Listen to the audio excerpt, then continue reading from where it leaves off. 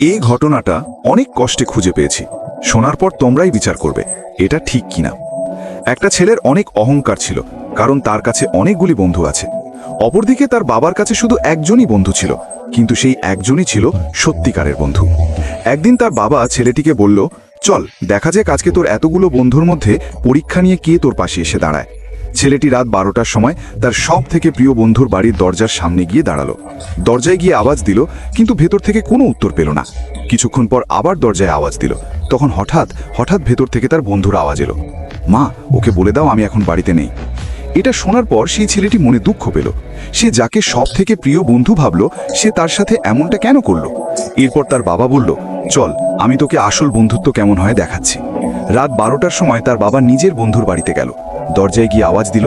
ভেতর থেকে আওয়াজ এলো, দাঁড়া বন্ধু, আমি আসছি। দরজা খুলতেই দেখতে পেল তার বাবাটির বন্ধুর এক হাতে পিস্তল, আরেক হাতে টাকার বান্ডিল নিয়ে বেরিয়ে আসছে। ছেলেটি দেখে তো অবাক হয়ে গেল। সেই মানুষটি বেরিয়ে এসে তার বাবাকে বলল, বন্ধু, তুই এত রাতে এসেছিস, নিশ্চয়ই তোর কোনো সমস্যা হয়েছে। যদি টাকা পয়সার প্রয়োজন হয় তাহলে এটা নে, আর যদি কারোর সাথে ঝামেলা হয় তাহলে চল, আমি তোর পাশে আছি। তার বাবা বলে উঠল, বন্ধু, আমার কোনো জিনিসের প্রয়োজন নেই। আমি শুধু আমার ছেলেকে এটাই দেখাতে চেয়েছিলাম আসল বন্ধুত্ব কেমন হয়।